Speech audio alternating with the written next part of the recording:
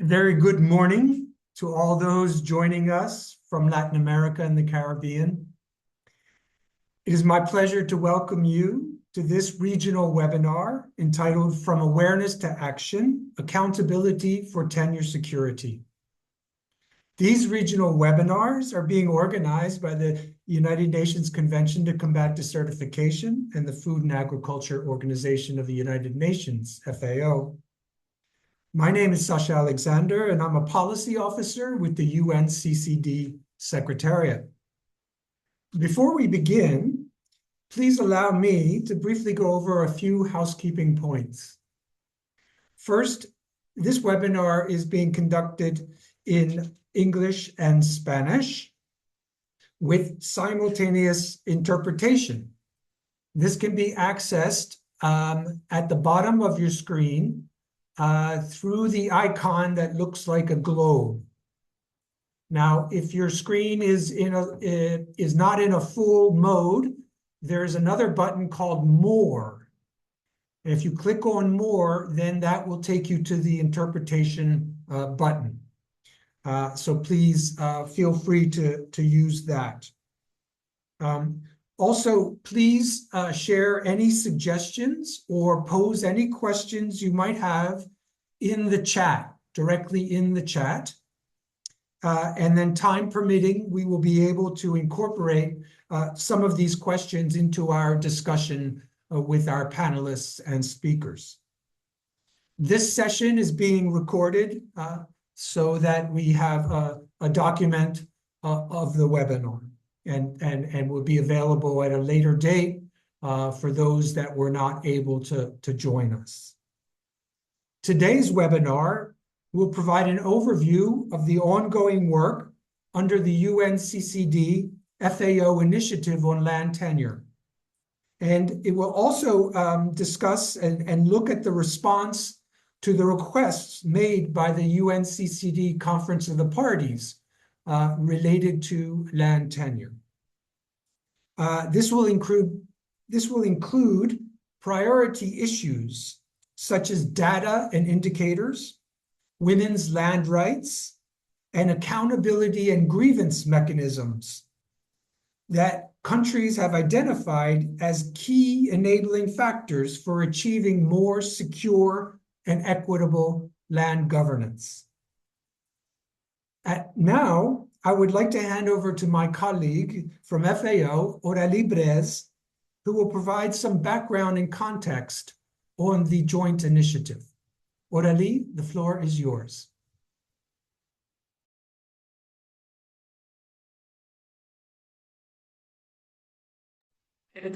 Gracias, Sasha. Buenos días, colegas y participantes. Tal vez para los hispanohablantes, para decirle que la interpretación está disponible, solo hay que clicar sobre en el bajo de la pantalla donde está marcado More y que hay como un globe, la tierra, y donde hay la interpretación. Está en español y inglés.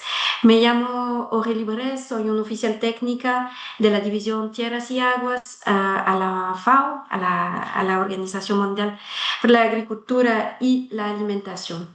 Y es un placer poder estar aquí con ustedes y welcoming you, ¿no? Darle la bienvenida sobre este webinar. Aquí voy a cambiar en inglés, lo siento, pero como tengo mis talking points en inglés, es un poco difícil para mí de hacer la translación en directo. Secure land tenure is a key part of sustainable land management and to also achieve resilient livelihood and inclusive rural development. With 60% of human-induced land degradation that are happening on agricultural land, meaning cropland and pasture land, any additional pressure, such as climate change, droughts, competing land use, are as much that, if not well managed, can lead to dispute, exclusion, or insecurity for local communities. And it's in light of this that accountability and grievance mechanisms are so crucial to ensure that economical and environmental objective does not come to the expense of legitimate rights and rural livelihoods. A common ground on tenure matters are the voluntary guideline on responsible governance of tenure, fisheries and forests in the context of national food security. In short, we call them the VGGT. We are the only globally agreed framework guiding policy, strategy, and action on governance of tenure. They set out international principles and standards to improve how legitimate tenure rights are recognized, safeguarded, and administered, with broader goals such as food security, poverty eradication, and sustainable development. The most important part also of the VGDT where is rooted there, where is grounded, that is a common good, as actually that they were negotiated and adopted through an inclusive process under the Committee on World Food Security back in 2012. Through this process have participated governments, civil society, private sector, and academia. And this importance of these documents has been also recognized within the realm of the UNCCD of the convention, when in their 14th conference of parties, the parties took the decision 26, where it was encouraged to integrate the VGGT into the implementation of UNCCD. After this decision, FAO and UNCCD have produced a technical guide on the integration of the VGGT within the implementation of UNCCD. The technical guide offers 9 pathways articulating concrete solutions both at national and local level.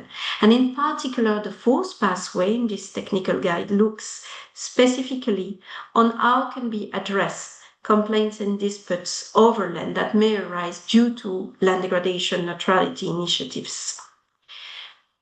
Since 2022, UNCCD and FAO have also launched a joint initiative on integrating tenure for land restoration. This initiative is seen as a flexible mechanism to respond to the needs expressed by the parties under their respective decision 27 for the COP15 and 28 of COP16. To date, the joint initiative has conducted raising awareness events reaching over 1,000 of participants, produced policy and synergy brief, and supported directly 5 national consultations from the plus 30 application we received. Further efforts still need to be made to meet the demands. So we have done it through also partners in the past year to bring technical support to partners that were supporting national consultation. Finally, support from the Global Environment Facility has also been secured to implement the project called Addressing Tenure Governance and Gender Equality in Land Rights to Strengthen LDN Initiative, which will bring further support to 4 countries between 2025 and 2028. This project also aims at creating space for shared learning across countries so that lessons learned, good practices can be shared more broadly.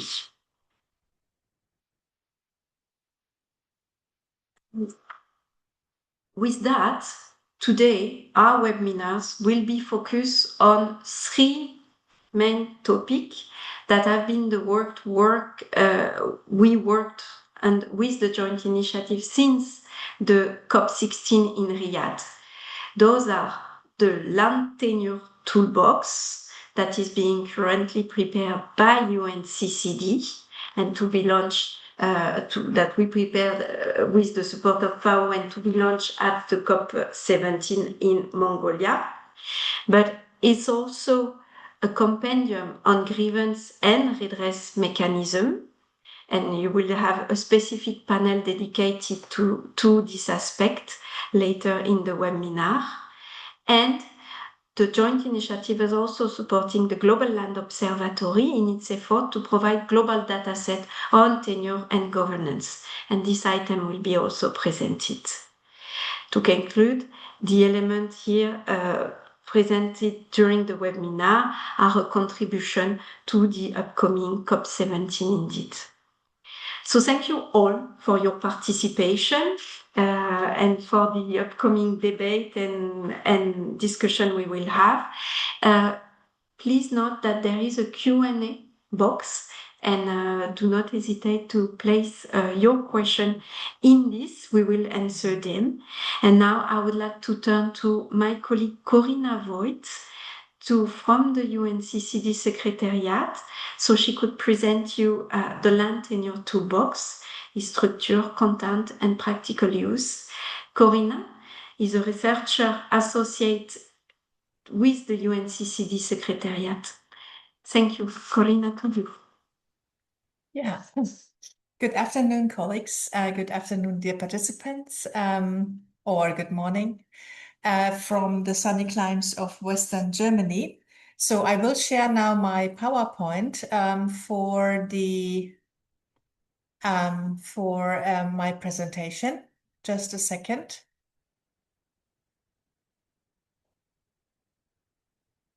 So I hope now you can see it.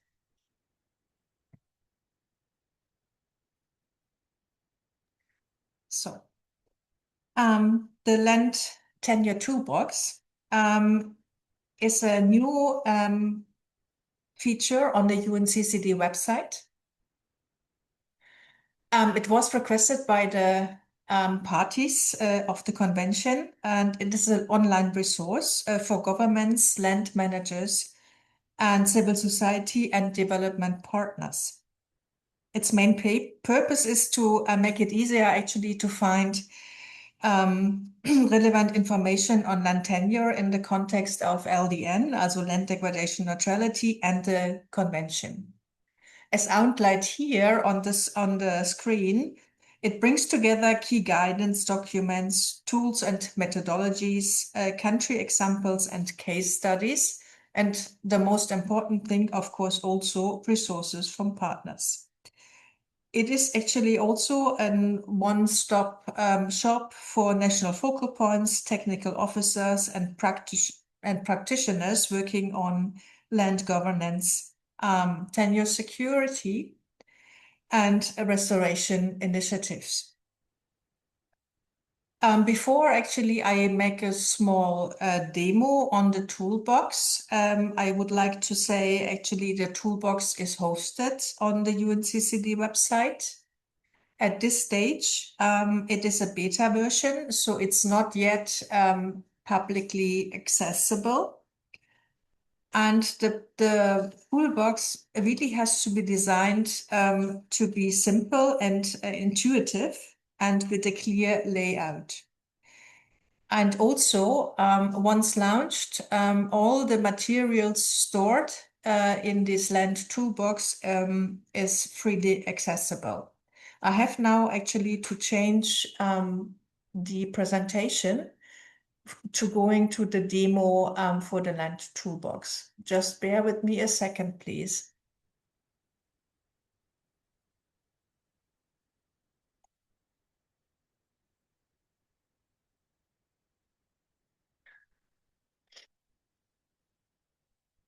So I hope now you can see the land tenure toolbox as it is at the moment at our website. As I said, as in the beta version, and it's not it's protected so far by a password. What you see here is our landing page, and at the center you have 6 main categories, and each categories are containing a kind of different resources, guidance, tools, example, and partner resources. The idea is really that any user actually can find the relevant information in one click. So when I actually now go here, I mean, we have the first thematic issue is principles and guidelines. And if you click explore, please, what you find here are actually the key resources on the UNCCD mandate, on land tenure, relevant COP decisions, and resources related to the VGGT. This is that section where you can browse and actually find this information. The next section is knowledge and awareness.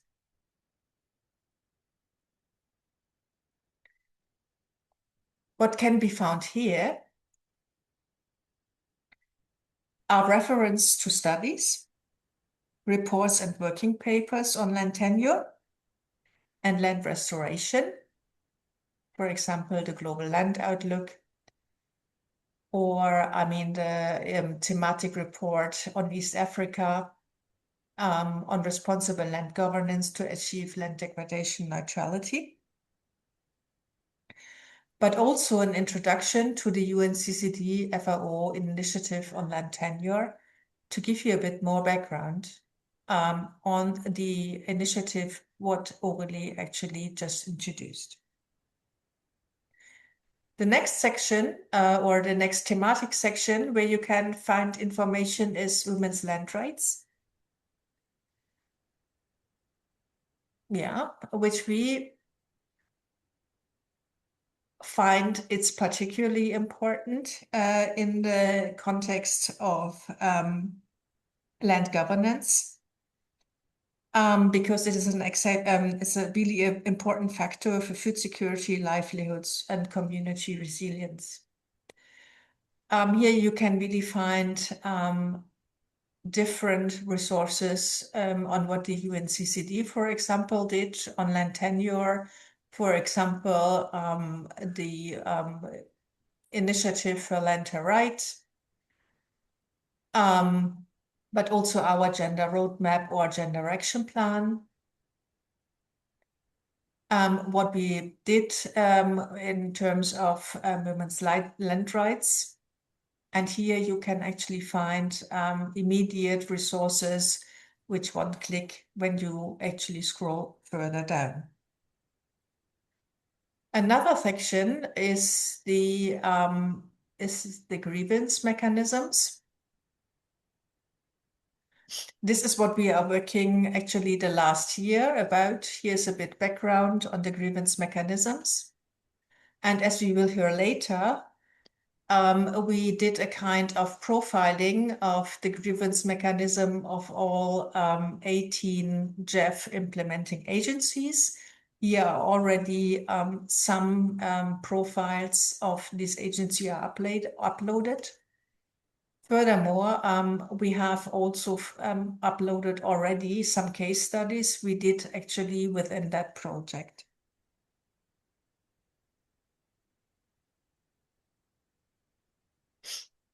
The next section would actually contain information on finance and monitoring.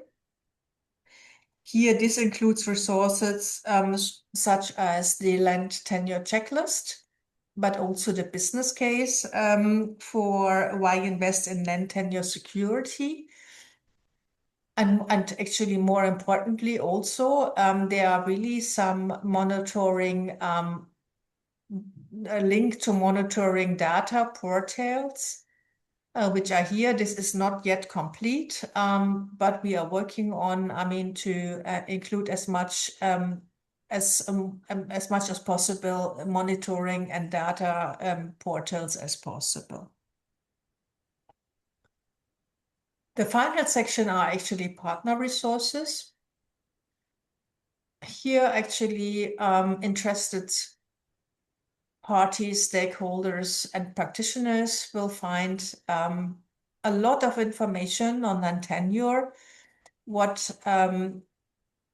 or that I mean our partners are doing currently, but also legacy information. And here you are then invited to actually look at the wealth of information that other institutions provide. I will now close the demo. But I would also like to say that we at the UNCCD very much would welcome your feedback, both on content and usability, and also, I mean, to ask you, what would you like to see in that toolbox? What would help you in your daily work? So please share your ideas and comments in the chat, and that we would really much appreciate. Thank you very much for your attention. Thank you. Muchas gracias, Corina, por la presentación y sí, señores participantes, su feedback, sus ideas sobre lo que se podría meter en la toolbox y cómo se podría contribuir serían muy necesarios. Gracias. Ahora vamos a seguir el próximo ítem de la agenda, que será un indicador de tendencia. No, I cannot do it. Data availability and women land rights. Perdón, colegas, quería hacerlo en español, pero como tengo las notas en inglés, no me permite mi cerebro. Qué pena. Así le juego seguir con la interpretación que se encuentra bajo la pantalla. Todo está interpretado. Pero sí, it's my pleasure to invite the next speaker, Vadanshve, who is my colleague in FAO, and we will share insight on the state of land governance, tenure indicators, and data availability. Vard is a development economist and a policy analyst, presently working as senior land tenure officer and leading the land tenure team at FAO. His work focuses mainly on issues of land and policies, agrarian and land reform, large land scale acquisition, as well as participatory approaches to data generation, governance, and advocacy regarding land. So Vard, the floor is yours.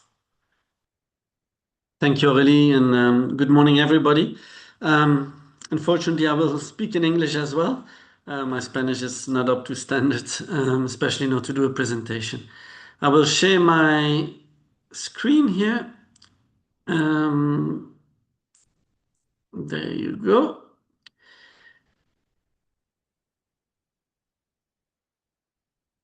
I guess you can see it in presentation mode. So as Aurélie said, I will dig deeper into the indicators, more particularly indicators on land tenure for UNCCD. But for doing so, I do think we have to look a bit broader and also look at the other Rio conventions. As you will see, it's important to have it as a broader view. CBD actually adopted in 2025, last year, at COP16, a headline indicator on land tenure and land use. It is target 22.1, which is part of the traditional knowledge indicators. It is being adopted as a headline indicator, so a standalone indicator, but also as a component indicator for 9 or 10 other targets, meaning that it is a standalone, but is also used as a disaggregation indicator for other targets. Very similar process at UNFCCC at COP30 in Belém, where the land tenure was put to the fore as a disaggregation indicator for indicator 9B01, which is on technology development and transfer. So here it is more as an seen as an enabler for technology uptake and hence being used to disaggregate that indicator according to the various tenure systems. And at UNCCD, where although the discourse and the uptake of land tenure in its strategic framework is very much well advanced and probably the most advanced across the Rio Conventions, for UNCCD, we have no land tenure indicator adopted yet. So this panel here is very much opportune to present you the thinking, the reflections, and the conceptualization of such indicators for UNCCD in the broader framework of CBD, UNFCCC, and UNCCD.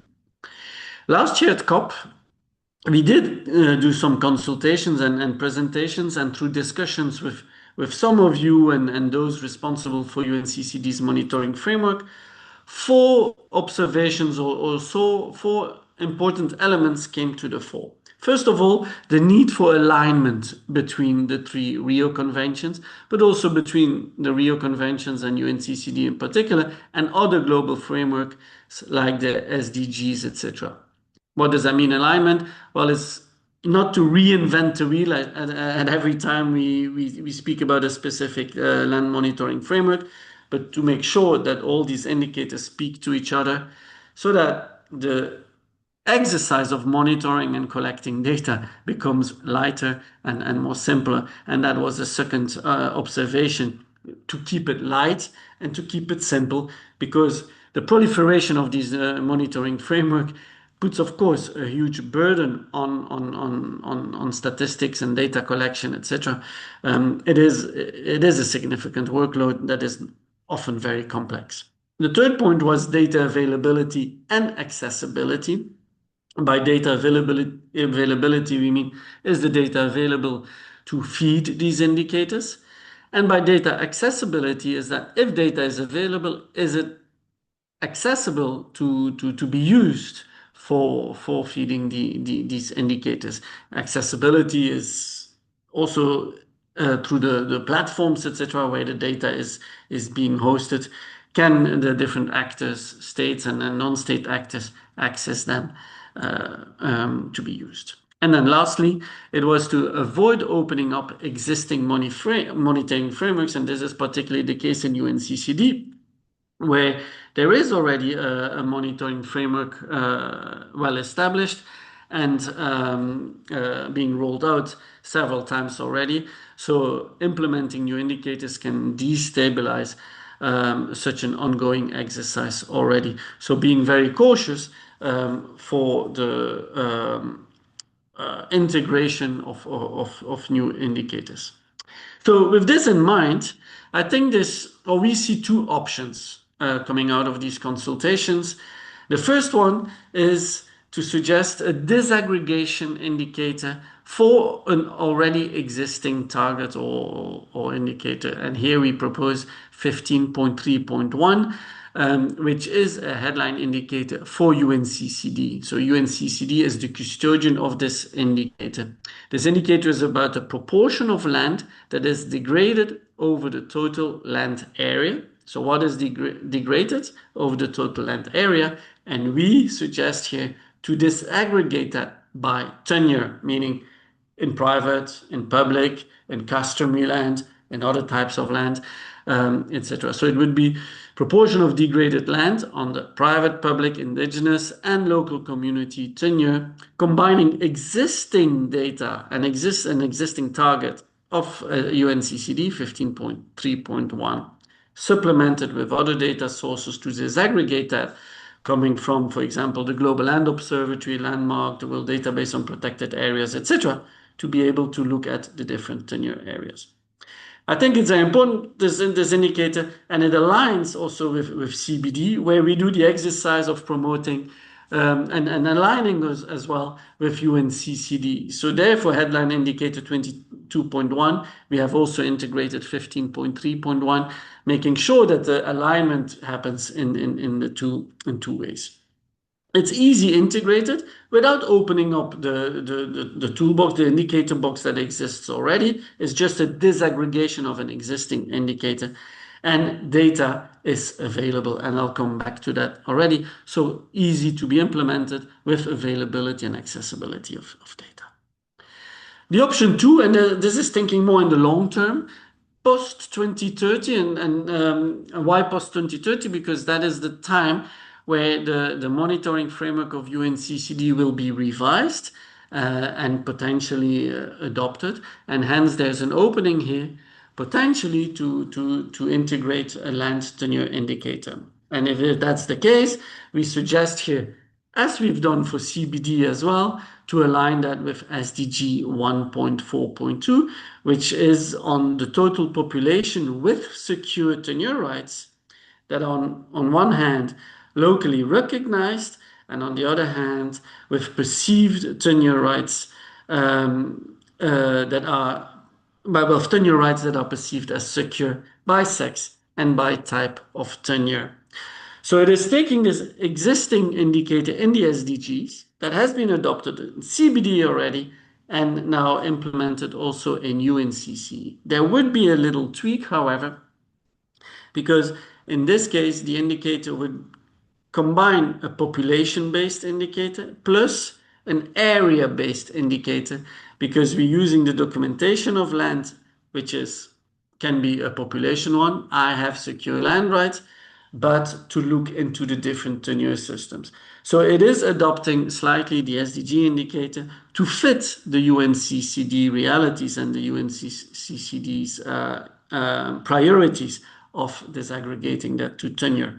But again, if data is available, this is certainly possible. So there would be two sub entities: the proportion of land and territories with legal recognition and legally recognized documentation, which is a population one, and then the proportion of population of communities in the component A that have perceived tenure rights to their rights. And this can then be a headline indicator that can be used for the numerous other targets in UNCCD as a disaggregation indicator, the same way as being done in CBD.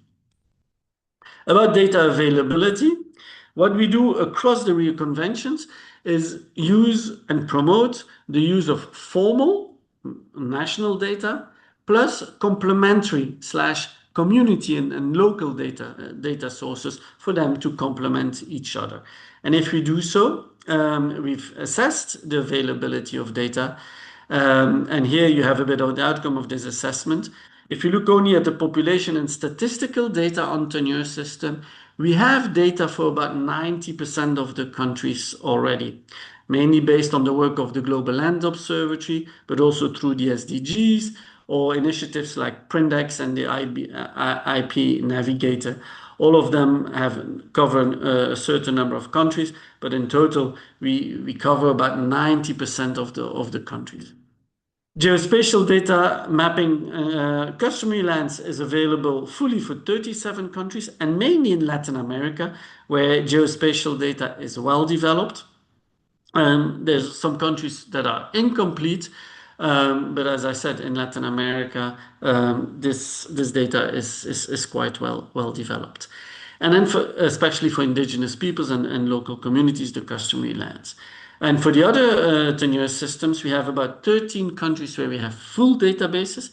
Most of them, again, not most, half of them in Latin America, based on the FAO's Global Land Tenure Map. So bringing all this together, meaning that we have a lot of data available already that can be directly applicable and used for monitoring the proposed indicators, especially the disaggregation one with the data available. This can be applied directly from now onwards already. Last point and last slide to close this presentation is about accessibility. And to facilitate accessibility, the Global Land Observatory platform is gathering all these land indicators. And for now, but this can be developed, we have 4 areas of focus. First of all, the SDGs, of course, where we get all the statistics for SDGs, then the Rio Conventions, then the Global Land Tenure Map, which will present all the tenure systems in very granular, very fine granular way, and then also the policy uptake, where we track advances in policies. And it's bringing this together in one platform, delivered to policymakers, states, but also other actors, that will ease the accessibility of that data. So it will not be data on land for CBD there, land for SDGs there, etc. No, it will be all under one umbrella, under the Global Land Observatory platform. For UNCCD, there's a technical working group that on indicators that is still informal because there's no indicator yet. But yeah, here we work together with FAO, TMG, ILC, Landesa, CBAT is here, GIZ, with support of GIZ, to bring this technical expertise to further develop these indicators, and hopefully in the future then start implementing them through UNCCD's monitoring framework. I'll stop it here. Thank you very much. It was quite short. There's more information available, but I hope this gave you already a good sense of what's going on. Thank you very much. Muchísimas gracias, Bart. Y de nuevo, estimados participantes, si quieren poner preguntas dentro del Q&A section para Bart sobre este tema de los data que son disponibles sobre la tenencia, el estado de la gobernanza de tenencia y también cómo se pueden desglosar los indicadores, por favor. Aquí voy a dar la palabra a mi colega Bess Robert from Landesa.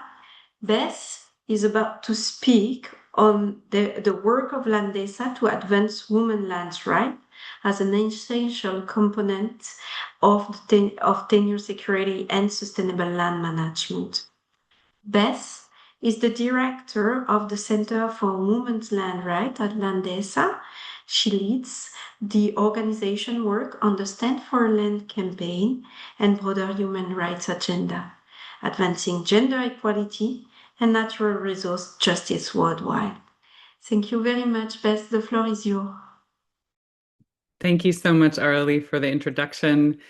Hello, colleagues, and thanks to colleagues who have spoken before. Wonderful to follow such a great group. It's my pleasure to join you today, and I will echo others who have noted that their Spanish is not of good enough quality to speak in Spanish. I apologize. I wish I could share with you in Spanish, but we'll try to move through the English slides slowly enough, and I will not be reading everything on the slides and can share a Spanish version afterwards if that's helpful. So I'm going to make just a few points today, and much of what I will say will be very familiar to folks who are on this webinar, because we are all here under the knowledge that we're preparing for the UNCCD COP, that we've been engaged in the joint initiative. We have some basis of knowledge in land tenure. But my task today is just to recall together for all of us why it's so important that we work to secure women's land rights in particular. This is often something we have in mind, but without intentional investment and thought and analysis, it often gets left behind. And then our outcomes are not as strong as they could be for land degradation, for food security, for tenure security. But also we fail to fully recognize women's human rights. And so today I'm going to talk a little bit about the impacts of the lack of recognition for women's land rights, and then why is there this lack of recognition, talk about the power of social norms with regard to women's land rights, and then we'll make some recommendations based on what we know is effective for securing women's land tenure in practice.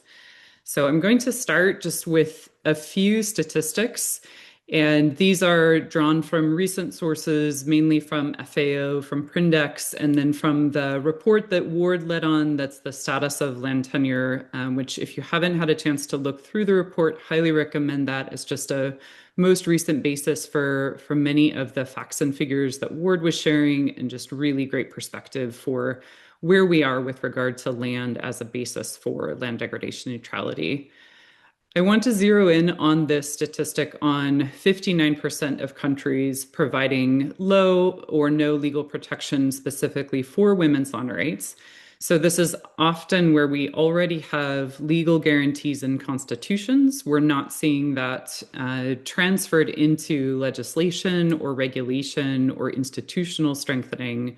And so we're only seeing 17% of countries worldwide that offer high protections in terms of their legal framework. So even as we're going to focus a lot of time today on the need to address social norms, which are the biggest barrier to women realizing their rights to land and practice, we need to recognize there's still a huge gap for legal recognition as well. So lots of work still to do, but also a lot to be proud of as a global community when we look at the progress that has been made for recognition of women's land rights and also for the progress being made to measure that recognition, particularly through the gender disaggregated SDGs on land. So this is the core argument for our purposes when we're working toward land degradation neutrality together. I wanted to pull up this great quote from the former executive secretary for the UNCCD that really encapsulates the relationship between gender equality and land degradation neutrality. And we've seen a lot of recognition coming from the UNCCD of secure tenure. That's the goal of this conversation today, as this foundation for our ability to have effective interventions for land degradation neutrality. So this is really the core from an outcome perspective. If we're trying to achieve land degradation neutrality, we can't do that without securing tenure rights, but also securing gender equal tenure rights. So, and again, we see benefits not just in terms of sustainable land management, but in terms of food security and education and many other aspects of development when we strengthen women's rights to land in particular. When we start with women's rights, we see ripple effects for their families and communities as a whole. So a couple more notes here on what we could see if we close this gap in land rights for women, and a recognition that this has already been enshrined in parties' decisions under the UNCCD. So in a couple of COP decisions, I'm highlighting the one from COP15 here, but also in the scientific work that undergirds the background for UNCCD decisions and informs parties' negotiations. We have strong recognition of gender integration as a basis for strong LDN and specifically strong gender integration in tenure security.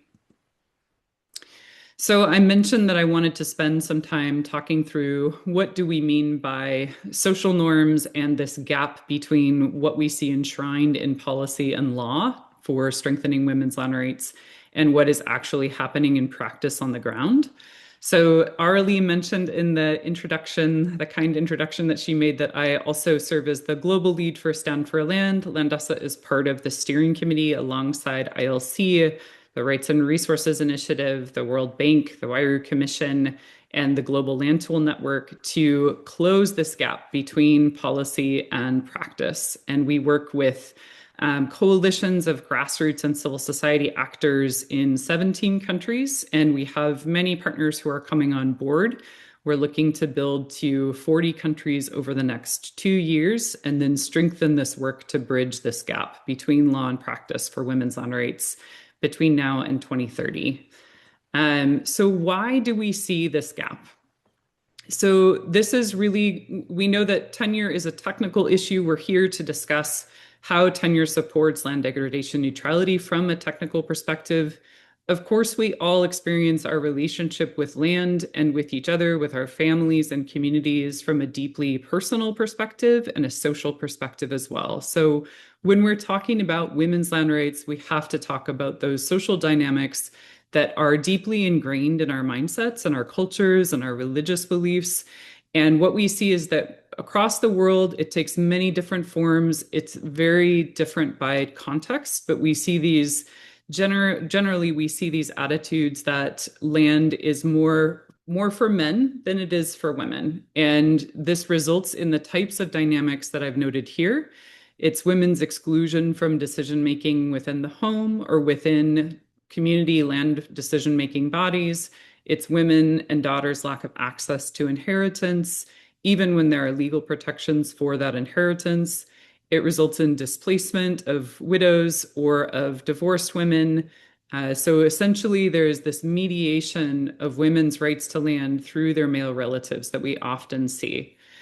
And so in order to achieve all of the results that we just pointed to achieve equitable and effective results for land degradation neutrality, we have to address these norms and practice. And that can be done through a combination of approaches, which I'm going to talk through a little bit in just a little bit. So what we see as a result of all of these social norms is that we have less effective outcomes for tenure security, food security, land degradation neutrality, climate mitigation. So we see that women don't have the security that they need. Tenure is about creating a foundation for people to take action on sustainable land management. And when women don't have tenure security equally with men, they don't have that security and that ability to make those investments and to do that work of managing land sustainably to the degree that we want them to. We want people to be able to be as effective as possible in doing this work. And what we see as a result is that there's a huge gap in achieving land degradation neutrality across the world, which of course we're all dependent on for survival. I wanted to highlight just a few examples from the Latin American context. So there are incredibly progressive laws in Latin America and the Caribbean, and yet this implementation gap, this gap between what we see in law and what we see in practice on the ground is particularly wide. I'm still hoping my colleague Maria Camila Barrera from our Coalition for Stand for Land in Colombia will be able to join us today. She was having some connection issues, but wanted to share a little bit of context from Colombia, which is a place where we've been working for several years, where there's this strong push for mandatory joint titling, but between the massive amount of internal displacement that people are facing and ongoing conflict, we still see a heavy burden for women in terms of that violence and conflict and insecurity related to land. A couple more examples, we still see, despite really great progress and formalization in Nicaragua, we still see that women own a disproportionate share of smaller plots to land, and that men are holding most of the larger land holdings in Nicaragua. We have some good examples as well from the Latin American context. The International Land Coalition members, including some Indigenous women-led organizations, are working on centering Indigenous knowledge in land governance. And so there's been progress on not just women's rights and presence and leadership within the community, but in sustainable land management that is grounded in Indigenous knowledge and culture. And we don't have time to dig into the effectiveness of Indigenous management of land, but that evidence is very strong and growing. So we see overall that legal reform to strengthen land rights are necessary, but we need more than that. So we need action that addresses women's ability to know their rights and to access legal institutions to realize those rights in practice and to overcome these social barriers. So I wanted to quickly name a couple of solutions, and then I'll wrap up just with a couple of recommendations.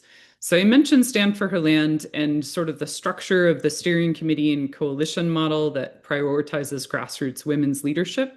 So we work in spaces like the UNCCD to connect the necessity of women's land rights as a basis for sustainable land management.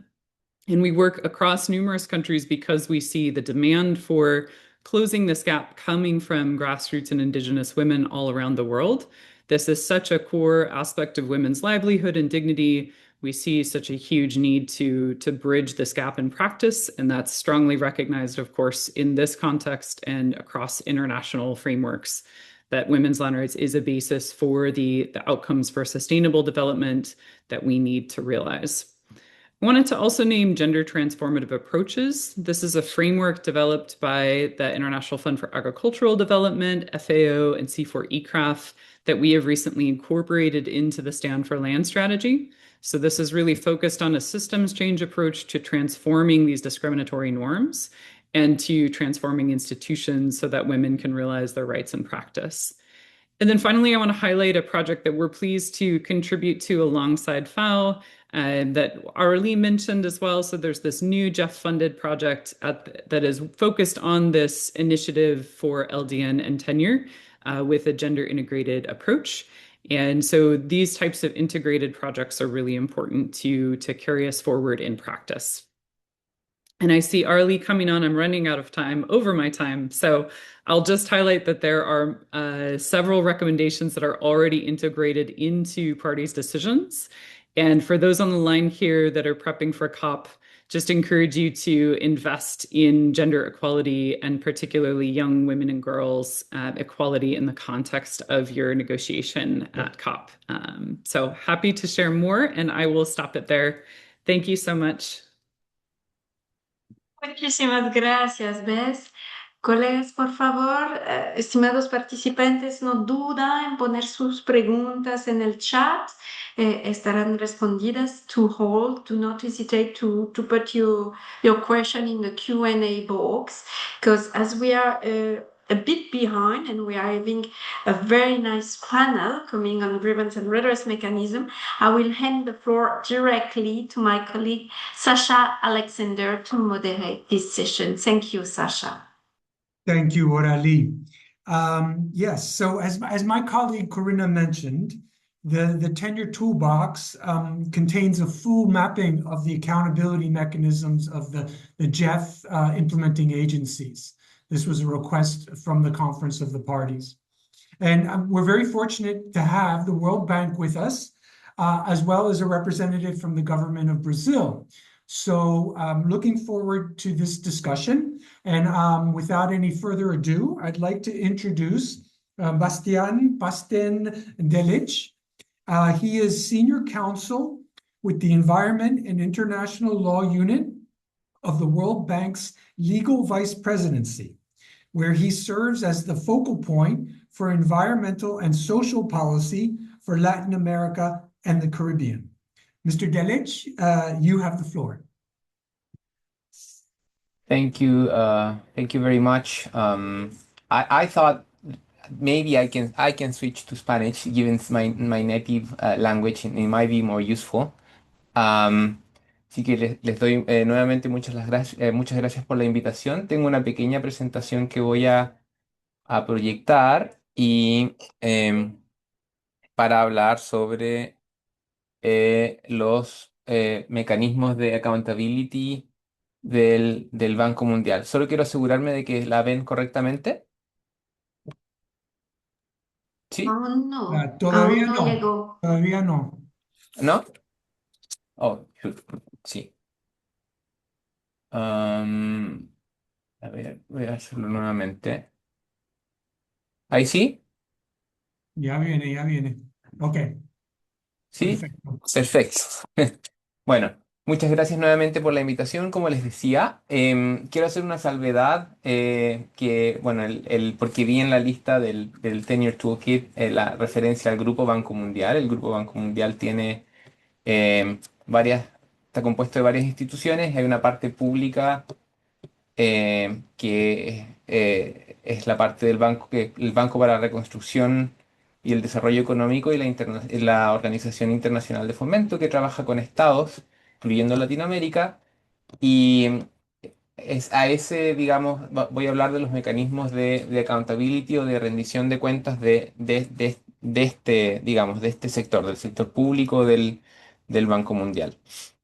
Quería partir por diciendo que para el banco efectivamente tener mecanismos que le permitan a personas que se puedan ver afectadas por proyectos que financia el Banco Mundial levantar sus preocupaciones, quejas o eventuales impactos que hayan sufrido de forma transparente y con confianza y sin temor a represalias es un pilar fundamental de nuestro sistema de gestión ambiental y social. Creemos que mejora, cuando funciona bien, digamos, mejora tanto el diseño como la implementación de proyectos y construye confianzas con las comunidades que el banco en último término busca servir. Entonces, muy brevemente en esta diapositiva, el sistema de rendición de cuentas del banco tiene tres niveles, digamos. Hay un nivel que es el nivel de proyecto, el primer nivel, y de acuerdo con nuestro estándar de participación de partes interesadas, todo proyecto que el banco financia em, tiene que tener un mecanismo de quejas a nivel de proyecto, ¿ya? Y este mecanismo de quejas es manejado por la agencia implementadora del proyecto por el país, digamos, que puede ser un ministerio o otra agencia pública. Y lo que busca este mecanismo es efectivamente poder o permitirle a las personas que se puedan ver afectadas levantar sus quejas con respecto al proyecto en esencialmente cualquier tipo de y riesgo o impacto socioambiental que ese proyecto pueda generar. Esto aplica a todos los sectores de financiamiento, por lo tanto, infraestructura, ciertamente, pero también proyectos de desarrollo humano, proyectos en el sector de salud, en educación, etcétera. O sea, el estándar aplica a todo sector. Y la idea o los principios que tiene que reflejar este mecanismo es que tiene que ser inclusivo, transparente, accesible, sin costo y sin represalias. Otro aspecto importante es que se pueden utilizar mecanismos que existan ya en el país de forma formalmente o informalmente.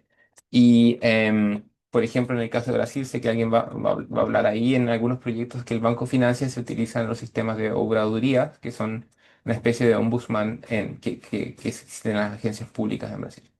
El segundo nivel que tenemos es ya a nivel del banco, al nivel de la administración del banco, tenemos un servicio de quejas que funciona como una ventana única a nivel corporativo en el banco para que personas que se vean afectadas por proyectos que financia el banco puedan levantar sus quejas. Me voy a referir muy brevemente a este mecanismo en la siguiente diapositiva, pero quería finalizar con esto para plantear cuál es el tercer nivel. Y el tercer nivel es ya los mecanismos de rendición de cuentas o de accountability independientes, que le reportan directamente al directorio del Banco Mundial, que está compuesto por los representantes de los Estados miembros del banco y que esencialmente busca generar un mecanismo eh, que no esté afecto, digamos, o que funcione de forma independiente a la administración del banco. Y también me voy a referir muy brevemente a ese mecanismo. Entonces, este mecanismo, el segundo nivel, primero, que es el mecanismo de la administración del banco, es un mecanismo digamos, se llama de problem solving, ¿no? De solución del problema, no es adversarial, no busca facilitar un diálogo entre em, el país, digamos, la agencia implementadora del proyecto y las personas que estén alegando los riesgos e impactos en el caso concreto. ¿Ya? Eh, es un mecanismo que permite actuar de forma confidencial y busca básicamente encontrar soluciones tempranas a estos problemas antes de que escalen. Todos los, todas las quejas que reciben el banco directamente van a este mecanismo. Entonces funciona, como les decía yo, como una ventanilla única y nos permite tener una visión global de cuántas quejas hay en todos los proyectos que el banco financia. Y por darles un número, digamos, el año pasado, el mecanismo recibió más de 1.000 quejas en todos los sectores. Lo cual nosotros vemos con muy buenos ojos porque significa que el mecanismo está funcionando, digamos, y que la gente lo está utilizando. Cuando lo necesita. Entonces, esto es a nivel de administración y finalmente tenemos el mecanismo independiente, el Independent Accountability Mechanism, ese es el nombre formal, digamos, del mecanismo del Banco Mundial, que está compuesto por dos entidades paralelas que hacen parte de este mecanismo. La primera es el panel de inspección, que fue en realidad, el primer mecanismo de accountability independiente en la banca multilateral, digamos, establecido en el año 1993. Entonces, en ese aspecto fue un mecanismo pionero en desarrollo multilateral. Este panel de inspección es la función de cumplimiento, ya tienen la función de investigar de forma independiente quejas que dos o más personas puedan presentar eh, em, alegando que han, digamos, sufrido riesgos e impactos a raíz de un proyecto que el banco ha financiado y que eso se ha debido al incumplimiento de las políticas ambientales y sociales de salvaguarda del banco. Em, el panel de inspección, como les decía, le reporta directamente al directorio del banco y puede recomendar una investigación em, que cuando es aprobada, digamos, y se cumplen ciertos requisitos de elegibilidad, deviene en una investigación de las alegaciones y del cumplimiento de las políticas del banco. Y si se estima que ha existido incumplimiento, el Banco Mundial, junto con el país, digamos, o con la agencia implementadora que representa al país en el proyecto específico, elaboran un plan de acción para abordar los impactos que hayan resultado por ese incumplimiento, ¿no? Entonces, ese es un mecanismo, es una de las funciones de este mecanismo que desarrolla el panel de inspección. Desde el año 2020 tenemos también un servicio de resolución de disputas que también funciona de forma independiente y que le permite a las personas que accedan a este mecanismo eh, ya una mediación. No es tanto una investigación de cumplimiento, sino más bien un servicio para que las personas y el país busquen dialogar o encontrar soluciones amistosas para resolver la queja o el conflicto correspondiente, ¿ya? Em, es relativamente nuevo, pero ya han habido ciertos casos que han exitosamente, digamos, resultado en acuerdos para alcanzar una especie de transacción o de mediación. Entonces, esto es el volumen es mucho más reducido porque en general en el primer y en el segundo nivel se resuelven la gran mayoría de los problemas que llegan en forma de quejas. Entonces, el volumen de casos del mecanismo independiente del banco es de alrededor de 8 o 7 casos por año, históricamente desde el año 1993. Eso es muy reducidamente el sistema de accountability del banco en estos tres niveles. Y quisiera finalizar solo diciendo que para nosotros la lección aprendida siempre es cómo mejorar la rendición de cuentas es con mayor participación, con involucramiento temprano de comunidades afectadas y también con solución a libre acceso, digamos, y mecanismos a nivel de proyectos que funcionen de forma efectiva a fin de evitar un escalamiento o conflictos, digamos, de larga extensión. Muchas gracias. Muchas gracias, Bastián. Ahora vamos a, now we'll invite Marco Bueno. Marco is a environmental analyst at the Brazilian Ministry of the Environment and Climate Change in the Department of Traditional Peoples and Communities. Marco, you have the floor. Okay, thank you very much. I would like to thank Sasha and also Corina for the invitation and greet all my colleagues. We'll share my PowerPoint.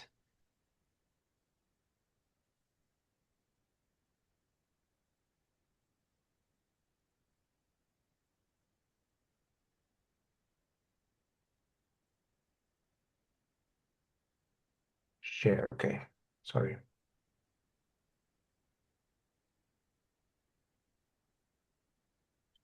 Is it okay? Can you see now? Sí, modo presentación. Yeah, perfecto. Thank you very much. Okay. Okay, I have just 5 minutes. I'd like to talk about the Traditional Territories Platform, which is a grievance mechanism that is state-based, non-judicial at the national level, and it's hosted by the Federal Prosecution Office in Brazil, which has a status of an independent ministry. And the conditions that led to the establishment of this platform, it's a web platform, it was into 2018, was the lack of formal recognition of traditional peoples in Brazil of their customary lands and territorial rights. In Brazil, we use these initials PCT to refer to traditional peoples. I'll use throughout the presentation. So there have been in their lands, land insecurity, dispossession, and overlapping claims, evictions, and also projects that have threatened their territorial lands.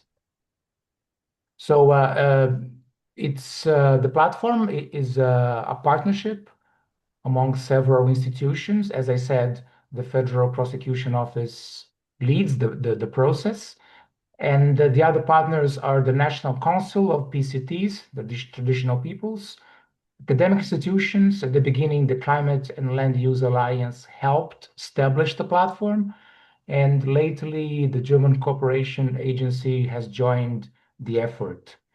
As far as governance is concerned, there are three different bodies that governs the platform: a technical committee that will analyze all information that is uploaded to the platform, a steering council that will validate this information, and the prosecution office as the executive secretariat. So what's the importance of this platform?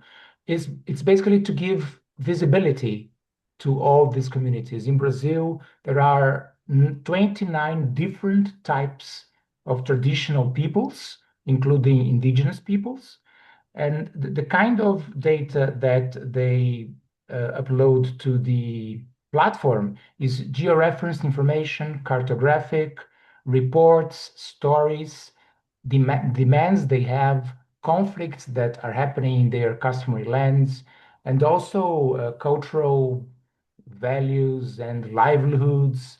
So this is seen by the partners of the platform, that the platform enables this self-declaration as a legal act, because this is done on a voluntary basis. So let's say there's a community in the Amazon basin, and they can upload information to the platform by using a smartphone app. It's called Tô no Mapa. The website is on the slide, which means I'm on the map.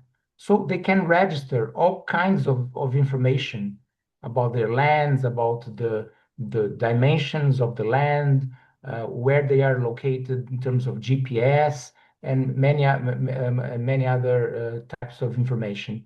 And so this is uploaded to the platform, and we have so since 2018 learned lots of lessons. Maybe one of the most important is that the self-recognition and mapping of customary land have supported both the federal government and state governments to officially recognize PCT territories. These traditional peoples, they have been able to join negotiation tables as players, as strong players, to help recognize their lands. So far, around 165 territories have been registered in the platform, but many more are yet to come. And the third important lesson is that partnerships have been crucial to the success of this platform. As I said, the partnership among the PCTs themselves, the National Council of PCTs, the federal and state governments. So it's been, and also the let's say the cooperation, in this case, the German Cooperation Agency. And as a final comment, there are some things that are important to see.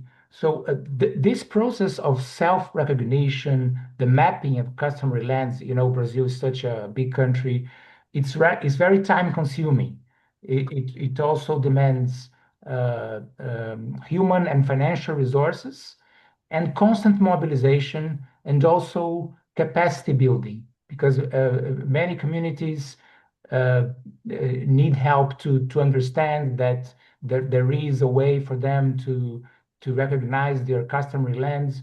So the German Cooperation Agency has a specific project in partnership with the prosecution office that helps these communities to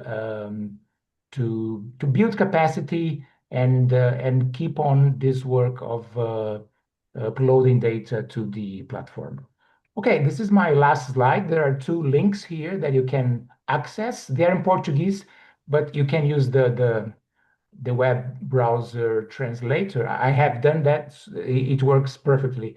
You can translate into English or maybe Spanish. So these two links are about the projects, one on the German Cooperation Agency website and the other one on the prosecution office website. So thank you for your attention and sorry for rushing in this presentation. Thank you. No, thank you, Marco. Very, very innovative platform. But stay with us. I have a couple questions for you. But first, I'd like to turn back to Bastian, if I may. You presented the different levels, and I was very interested in the the first window, the single window, the clearing mechanism that you first bring in everything. I'm sure that's gone through some transformation and some improvements over time, but what is the ease by which, let's say, indigenous communities or even individuals that are being somehow either disenfranchised or have some kind of a land or access issue, how easy is it for them to get into that first window, and then what are the next steps for those type of individuals? Thank you. Thank you, Sacha. Bueno, pasa principalmente, diría yo, no tanto por cómo cómo funcionan los mecanismos mismos, sino más bien qué es lo que ocurre con anterioridad durante la implementación y el diseño, el diseño y la planificación del proyecto. Nosotros tenemos un estándar, bueno, tenemos 10 estándares, digamos, como parte de nuestra política ambiental y social.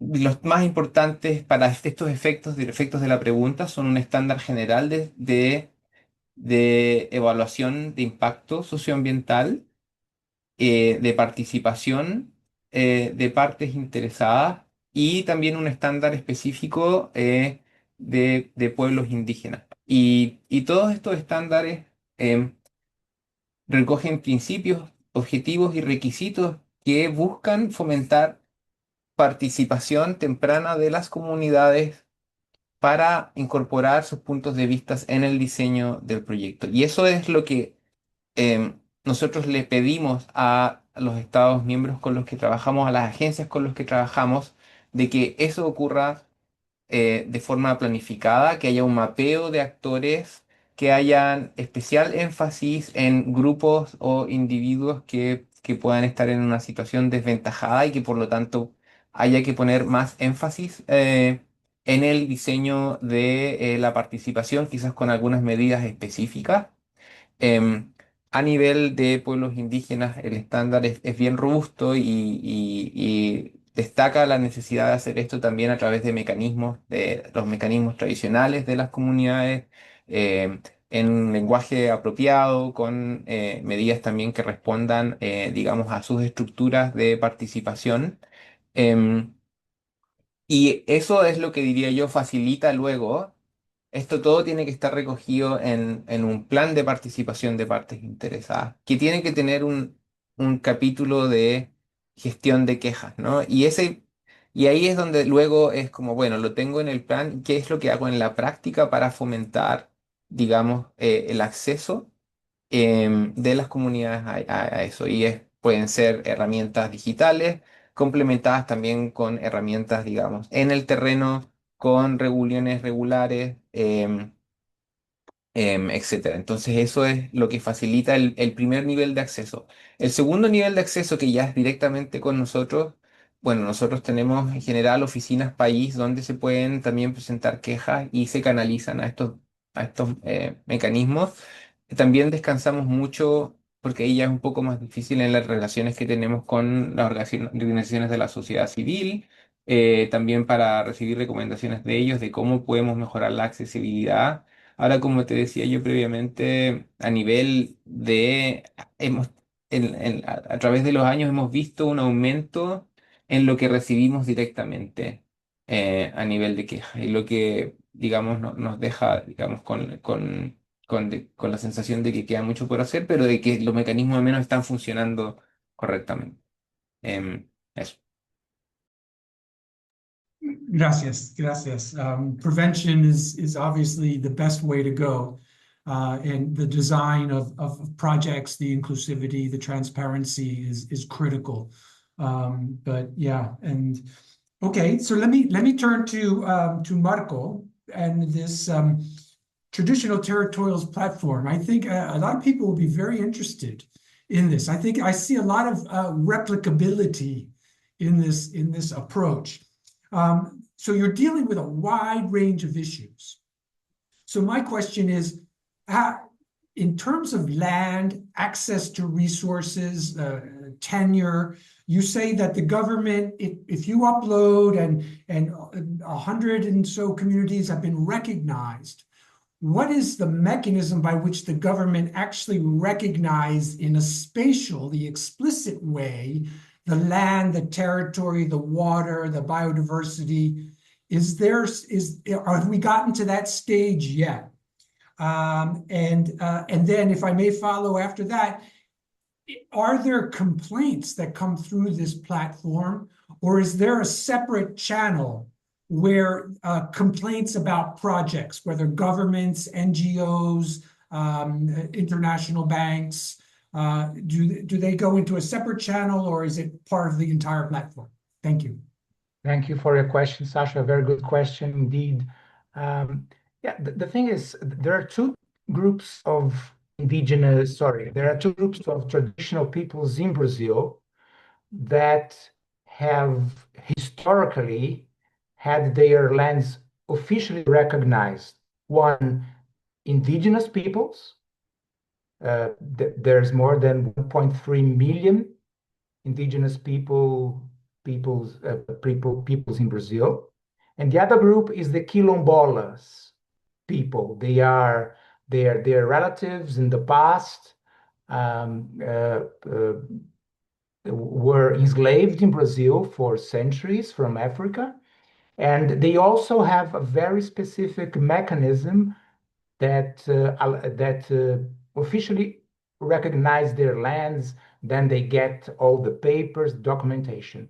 For the other 27 groups, there isn't a mechanism, established official mechanism to guarantee that guarantee their land tenure. So the platform, in my opinion, in my view, is a first step, as they consider self-declaration as a legal step, to understand that in the future, information that had been uploaded to the platform will help in terms of developing systems that exist for both indigenous peoples and quilombola peoples. But yeah, unfortunately, we still have a lot to gain from this process. We are in the very beginning, but it's very important, and the PCTs themselves say that the first step is for them to have visibility, and the second step would be legally to guarantee that they have the land tenure documents in their hands. As far as your second question is concerned, it's a separate channel. Actually, I believe the platform does not cover this kind of dispute in terms of impacts from projects. So this is another mechanism. I'm not sure exactly in the Brazilian government where this type of mechanism is can be accessed, but the platform is basically a database. But it's been very successful, and when there are meetings with PCTs from all over Brazil, they are very proud of the fact that they can start now to be more visible to the entire society. Okay. Thank you. Very clear. Yeah.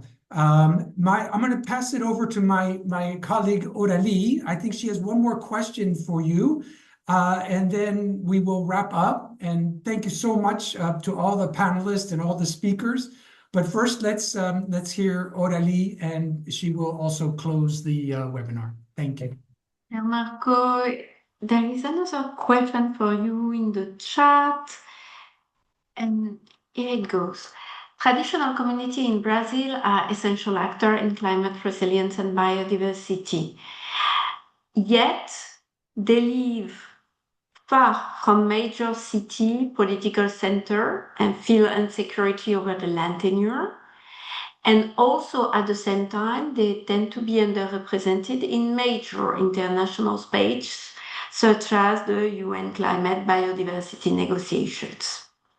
How can these two connected challenges can be addressed by, and here the question is, strengthening territorial security on the ground while also ensuring greater visibility, representation, and influence for traditional communities in national and global decision making? So this is a question for you. Yeah, that's a very good question. Well, what I can say is that, as I said, the platform is a first step to give them visibility. But at the present moment, under President Lula's term, several developments have taken place in this government in terms of strengthening traditional people's demands. And one example I can give is the fact that in Brazil, around a month ago or 3 months ago, we have hosted COP15 of the United Nations Convention on Migratory Species, and it was in the state of Mato Grosso. So after COP30 in Belém do Pará, we hosted also this Convention of Migratory Species. And so for the first time, I have just heard this from the director where I work. For the first time in almost 50 years, there was the attendance of lots of traditional peoples in the convention, and they were able to negotiate lots of their demands in terms of, as you said, biodiversity and also land tenure. And another thing that I should say is that for the first time too, the Ministry of the Environment of Brazil has a dedicated secretariat that deals with traditional people's demands and subjects. So what I can say in short is that Brazil and the Brazilian society have, more and more strengthened the participation of traditional peoples in the biodiversity agenda and also in the customary land agenda. Thank you. Thank you very much, Marco. Muito obrigada. Obrigado. Entonces, gracias por esta respuesta. Para todos los participantes, muchas gracias por su atención. hoy, decirle que toda la grabación será disponible sobre el sitio de la Convención de lucha contra la desertificación. Estos talleres, ¿no?, virtuales que estamos haciendo es una serie. Mañana tendrá el próximo, que es para la región Asia, Central Asia y parte Eastern Europe. Y si les interesa, por favor, júntanse, porque la estructura del taller es siempre la misma, del webinar, pero los casos que se van presentando obviamente son trabajados y son de cada región. Así que si les interesa ver también un otro ejemplo, tal vez se puede juntar mañana. Último punto, este taller tenía como ambición de compartir información, de provocar pensamientos, ¿no? Un poco de profundizar en las comprensiones sobre tanto los grievance and redress mechanism, que también que son los datos para la tenencia que son disponibles, que se pueda pensar como indicadores que incluye elementos de tenencia y cómo dar una estructura, una plataforma a esta información bajo la Land Tenure Toolbox. Espero que esto ha sido útil y por favor, esto es solamente un inicio de conversación, ¿no? Sigámosla y no duda en compartir sus ideas. Muchísimas gracias a todos, que tengan un lindo día. Muchas gracias.